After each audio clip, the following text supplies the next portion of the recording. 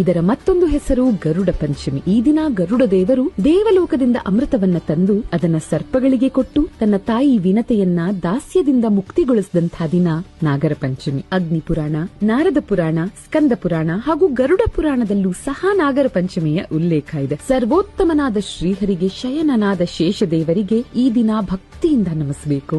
ಈ ದಿನ ಬೆಳಗ್ಗೆನೆ ಅಶ್ವತ್ಥ ಕಟ್ಟೆಯಲ್ಲಿರೋ ನಾಗರ ಕಲ್ಲಿಗೆ ಇಲ್ಲವೇ ಹುತ್ತಕ್ಕೆ ಹಸಿ ಹಾಲು, ತುಪ್ಪ ಜೊತೆಗೆ ಅಕ್ಕಿ ಹಿಟ್ಟು ಮತ್ತು ಅರಳಿನಿಂದ ತನಿ ಎರಿಯೋದು ಪದ್ಧತಿ. ಸೋದರಿಯರು ಸಹೋದರರ ಹೊಟ್ಟೆ ಹಾಗೂ ಬೆನ್ನು ತಣ್ಣಗಿರ್ಲಿ ಅಂತ ಹೊಕ್ಕಳಿಗೂ ಬೆನ್ನಿಗೂ ಹಾಲನ್ನ ಹಚ್ಚಿ ತನ್ನ ತವರು ಮನೆಗೆ ಒಳ್ಳೆಯದಾಗ್ಲಿ ಅಂತ ಹಾರೈಸ್ತಾರೆ. ಈ ಸಂಪ್ರದಾಯದ ಹಿಂದಿನ ನಂಬಿಕೆ ಹೀಗಿದೆ: ಸರ್ಪಾಕಾರದಲ್ಲಿರುವ ಬೆನ್ನಿನ ಹುರಿ ಅಂದ್ರೆ ಸ್ಪೈನಲ್ ಕಾರ್ಡ್, ಇದಕ್ಕೆ ಹಾಲನ್ನ ಹಚ್ಚಿ ತೊಳೆಯೋದ್ರಿಂದ ಸರ್ಪಗಳು ಸಂತುಷ್ಟರಾಗಿ ಅನುಗ್ರಹ ಮಾಡುತ್ತವೆ ಅನ್ನೋದು ನಂಬಿಕೆ. ಹೀಗೆ ಸಹೋದರಿಯರಿಂದ ಬೆನ್ನು ತೊಳಸ್ಕೊಂಡಂತಹ ಸಹೋದರರು ಸಹೋದರಿಯರಿಗೆ ಉಡುಗೊರೆ ಕೊಡೋದು ವಾಡಿಕೆ. ಇನ್ನು ಇದರ ಸುತ್ತ ಇರೋ ಮತ್ತೊಂದು ಕಥೆ ಹೀಗಿದೆ: ರೈತರು ಬಿತ್ತಿದ ಪೈರನ್ನ ಇಲಿಗಳು ತಿಂದು ನಷ್ಟವುಂಟಾಗುತ್ತೆ. ಅಂತಹ ನೂರಾರು ಇಲಿಗಳನ್ನ ನಾಶ ಮಾಡುವ ಕೆಲಸಗಳನ್ನ ಹಾವುಗಳೇ ಮಾಡಿ ಮುಗಿಸುತ್ತೆ. ತಮ್ಮ ಬೆಳೆಯನ್ನ ಕಾಪಾಡಿದ್ದಕ್ಕೆ ಕೃತಜ್ಞಾಪೂರ್ವಕವಾಗಿ ಹುತ್ತಕ್ಕೆ ರೈತರು ತನಿ ಎರಿಯೋ ದಿನ ಇದು ಅಂತ.